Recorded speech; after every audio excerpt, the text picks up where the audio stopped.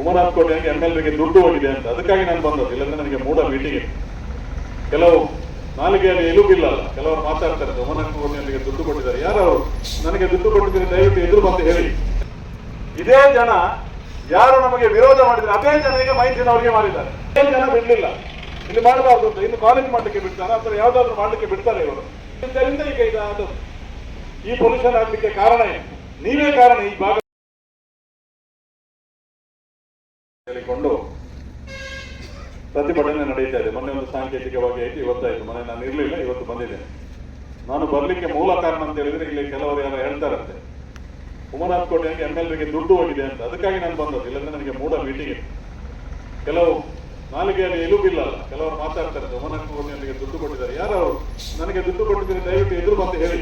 ಯಾರಾದ್ರೂ ಕೊಟ್ಟಿದ್ರೆ ನನಗೆ ಗೊತ್ತಿದ್ರೆ ಹೇಳಿ.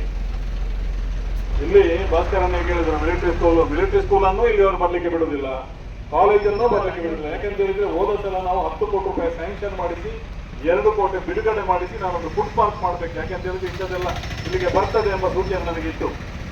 ಅದಕ್ಕಾಗಿ ಇಲ್ಲಿ ಯಾವುದೂ ಬರಬಾರ್ದು. ಒಂದು ಫುಡ್ ಪಾರ್ಕ್ ಮಾಡಿದ್ರೆ ಖಂಡಿತ ಅದಕ್ಕೆ ಬೇರೆ ಯಾವುದಕ್ಕೂ ಪರ್ಮಿಷನ್ ಸಿಗುದಿಲ್ಲ. ಯಾಕಂದ್ರೆ ಅದು ಫುಡ್ ಅದು ತಿನ್ನುವಂಥದ್ದು, ಅದಕ್ಕೆ ಪೊಲ್ಯೂಷನ್ ಆಗ್ತದೆ, ಅಥವಾ ನಾಶ ಆಗ್ತದೆ ಅಂತ ಹೇಳಿಕೊಂಡು ಅದಕ್ಕೆ ಯಾವುದೂ ಮತ್ತೆ ಇಲ್ಲಿ ಆ ವ್ಯಾಪ್ತಿಯಲ್ಲಿ ಸಿಗ್ತಿರ್ಲಿಲ್ಲ. ನಾನು ತಂದಾಗ ಇದೇ ಜನ ನಮ್ಮನ್ನು ವಿರೋಧ ಮಾಡಿದ್ರು, ಮಂತ್ರಿಗಳು ಮತ್ತು ನಾನು ಬರುವಾಗ 2 ಕೋಟಿ ರಿಲೀಸ್ ಆಗಿತ್ತು. ಇದೇ ಜನ ಯಾರು ನಮಗೆ ವಿರೋಧ ಮಾಡಿದ್ರೆ ಅದೇ ಜನ ಈಗ ಮೈಸೂರಿನವರಿಗೆ ಮಾಡಿದ್ದಾರೆ. ಇದೇ ಜನ ನಾನು ಹೇಳ್ಬೇಕು ಇವತ್ತು ಭಾಸ್ಕರ್, ಹೇಳ್ಬೇಕಾಗಿದೆ. ನಾನೊಬ್ಬ ನಿಷ್ಠುರವಾಗಿ ಮಾತಾಡುವ ಅದೇ ಜನ ಅವರಿಗೆ ಮಾಡಿದ್ದಾರೆ ಮೈಸೂರಿಗೆ. ಅವರಿಗೆ ಗೊತ್ತಿಲ್ವಾ ತೊಂದರೆ ಆಗ್ತದೆ ನಮಗೆ ಅಂತ? ಆದ್ದರಿಂದ ಇಲ್ಲಿ ಯಾವುದು ಮಾಡಲಿಕ್ಕೆ ಇಲ್ಲಿ ಅವರು ಬಿಡುದಿಲ್ಲ. ಕೆಲವರು 3, 4, 5 ಎಕರೆ ಎನ್ಕ್ರೋಚ್ ಮಾಡಿದ್ದಾರೆ. ತೊಂದರೆ ಇಲ್ಲ, ಮಾಡಲಿ ಅವರು. ನಾನು ಅವತ್ತು ನಾವು ಸರ್ವೆ ಮಾಡುವಾಗಲೇ ಹೇಳಿದ್ದೇನೆ, ನಮಗೆ ಫುಡ್ ಪಾರ್ಕಿಗೆ ಯಾರದ್ದು ಕೆಲವರು ಸ್ವಲ್ಪ ಕೃಷಿ ಎಲ್ಲ ಮಾಡಿದ್ರೆ ದಯವಿಟ್ಟು ಅವರಿಗೆ ಬಿಡಿ, ನಾವು ಅದನ್ನು ಕೊಟ್ಟು ಹೋಗ್ಬೇಡ. ಖಾಲಿ ಜಾಗದಲ್ಲಿ ಮಾಡುವಂತ ಖಾಲಿ ಜಾಗ ನೋಡ್ಲಿಕ್ಕೆ ನಾನು ಮಂತ್ರಿಗಳು ಇಲ್ಲಿ ಬಂದಾಗ 10 ಕೋಟಿ ಸ್ಯಾಂಕ್ಷನ್ ಮಾಡಿಸಿ 2 ಕೋಟಿ ರಿಲೀಸ್ ಮಾಡಿಸಿದ್ದೆ. ಇದೇ ಜನ ಬಿಡ್ಲಿಲ್ಲ, ಇಲ್ಲಿ ಮಾಡಬಾರ್ದು ಅಂತ. ಇನ್ನು ಕಾಲೇಜ್ ಮಾಡ್ಲಿಕ್ಕೆ ಬಿಡ್ತಾರೆ ಅಥವಾ ಯಾವ್ದಾದ್ರು ಮಾಡ್ಲಿಕ್ಕೆ ಬಿಡ್ತಾರೆ ಇವರು. ಇದರಿಂದ ಈಗ ಇದು ಈ ಪೊಲ್ಯೂಷನ್ ಆಗ್ಲಿಕ್ಕೆ ಕಾರಣ ಏನು? ನೀವೇ ಕಾರಣ, ಈ ಭಾಗದ ಜನರು.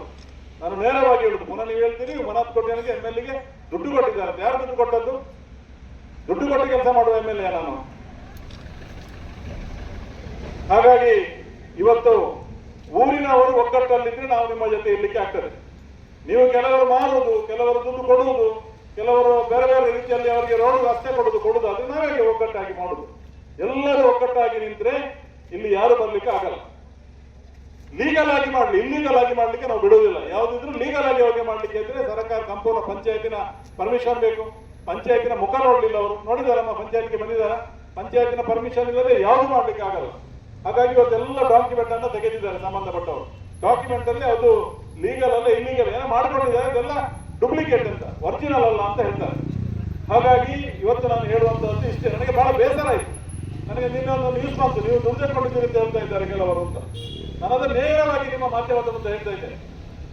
ಈಗ ನಾನು ಹೇಳಿದ್ದು ಅವರಿಗೆ ಗೊತ್ತಾಗ್ತದೆ, ದುಡ್ಡು ಕೊಟ್ಟವರಿಗೆ ಅದು ಕೊಟ್ಟವರಿಗೆ ಕೊಟ್ಟಿದ್ದೇವೆ ಅಂತ ಹೇಳ್ಬೋದು. ಕಳೆದ ಸಲ ನಾನು ಅವರ ಹತ್ರ ಮಾತಾಡಿದ್ದು ಅಂತ ಹೇಳಿದ್ರೆ, ನೋಡಿ ಮಾರೆ ಲೀಗಲ್ ಆಗಿ ಕರೆಸಿ ಮಾತಾಡಿದ್ದೇನೆ. ಲೀಗಲ್ ಆಗಿ ಸರಿಯಾಗಿ ಕೊಂಡಿದ್ದರೆ ಮಾತ್ರ ಮಾಡಿ ಊರಿನ ಒಂದು ಅಧ್ಯಕ್ಷನಿಂದ ಅವ್ರಿಗೆ ಹೇಳಿದ್ದೇನೆ. ಇಲ್ಲ ಸರ್ ನಮ್ದೆಲ್ಲ ಲೀಗಲ್ ಅಂತ ಹೇಳಿದ್ರು. ಬಳಿಕ ನಾನೊಂದು ಫೋನ್ ಮಾಡಿದ್ದು, ನಮ್ಮ ಕಂಬಳಕ್ಕೆ ಏನಾದರೂ ಸ್ವಲ್ಪ ಡೊನೇಷನ್ ಕೊಟ್ಟಿದ್ದೆ, ಅದಕ್ಕೆ ರಸೀದಿ ಕೊಟ್ಟಿದ್ದೇವೆ. ಕಂಬಳಕ್ಕೆ ಎಷ್ಟು ಡೊನೇಷನ್ ಕೊಟ್ಟಿದ್ದಾರೆ ಅದಕ್ಕೆ ರಸೀದಿ ಕೊಟ್ಟಿದ್ದೇವೆ. ಈಗ ನಮ್ಮ ಹತ್ರ ಪ್ರೂಫ್ ಸೌಂಡ್ಸ್ ಬಿಟ್ರೆ ಯಾರ ಕೈಯಿಂದಲೂ ಅವರು ಬಿಡಿ. ನಮ್ಮ ಅಲ್ಲಿ KPTC ಅದೊಂದು 400 ಕೋಟಿ ರೂಪಾಯಿ ಕೆಲಸ ಆಗ್ತದೆ ಮಾಲಾಡ್ಕದಲ್ಲಿ, ನಮ್ಮನ್ನು ಕ್ಯಾರೆ ಮಾಡಲ್ಲ ಅವರು. ನಾವು ಅಲ್ಲಿಂದ ಬಂದದ್ದು ಸೆಂಟ್ರಲ್ ಅಲ್ಲಿ ಮಾತಾಡ್ತೇವೆ, ಸ್ಟೇಟ್ ಅಲ್ಲಿ ಮಾತಾಡ್ತೇವೆ ಹೇಳ್ತಾರೆ. ದುಡ್ಡು ತೆಕ್ಕೊಂಡು ರಾಜಕೀಯ ಮಾಡುವಂತ ಒಂದು ವ್ಯಕ್ತಿ ನಾನಲ್ಲ, ನೆನಪಿಡಿ. ದುಡ್ಡು ತೆಕ್ಕೊಂಡು ರಾಜಕೀಯ ಮಾಡುವಂತ ವ್ಯಕ್ತಿ ಅಲ್ಲ. ಹಾಗಾಗಿ ನೀವು ಎಲುಬಿಲ್ಲದ ನಾಲಿಗೆಯಲ್ಲಿ ದಯವಿಟ್ಟು ನೀವು ಮಾತಾಡುವಂತ ಜಾಗ್ರತೆ ಮಾಡಿ. ನಿಮ್ಮ ಜೊತೆ ನಾವು ಇರ್ತೇವೆ. ಅದು ಎಲ್ಲದನ್ನು ನೀವು ಫುಡ್ ಪಾರ್ಕ್ ಬರೋದು ಏನಾಗ್ತಿತ್ತು?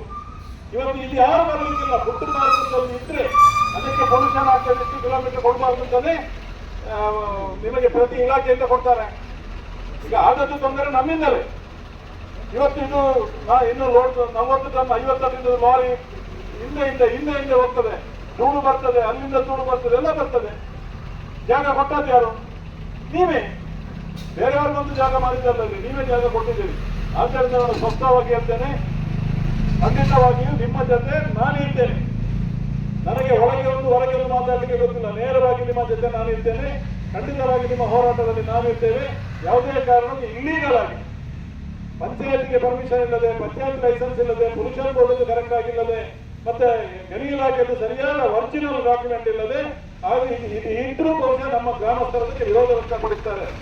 ಇಡೀ ಗ್ರಾಮಸ್ಥರನ್ನು ನೀವು ಅವರ ಒಪ್ಪಿಗೆಯನ್ನು ಪಡೆದು ಪರ್ಮಿಷನ್ ಇಡೀ ಗ್ರಾಮಸ್ಥರಲ್ಲಿ ಯಾರೆಲ್ಲ ಇದ್ದಾರೆ ನಿಟ್ಟೋಡಿ ಗ್ರಾಮದ ಈ ಭಾಗದ ಜನ ಅವರ ಒಪ್ಪಿಗೆಯನ್ನು ಪಡೆದು ಪಂಚಾಯತ್ಗೆ ಕೊಡ್ಲಿ ಅಥವಾ ಇಲಾಖೆಗೆ ಕೊಡ್ಲಿ ಇಲ್ಲಿಯೇ ಬಂದು ಸಾರ್ವಜನಿಕರ ಒಪ್ಪಿಗೆಯನ್ನು ತಗೊಳ್ಬೇಕು ಮಾಡಬಹುದಾ ಅಂತ ಅವರೊಂದು ವೇಳೆ ಅಬ್ಜೆಕ್ಷನ್ ಕೊಟ್ಟರೆ ಯಾವುದೇ ಕಾರಣಕ್ಕೂ ಮಾಡ್ಲಿಕ್ಕೆ ಬಿಡುವುದಿಲ್ಲ.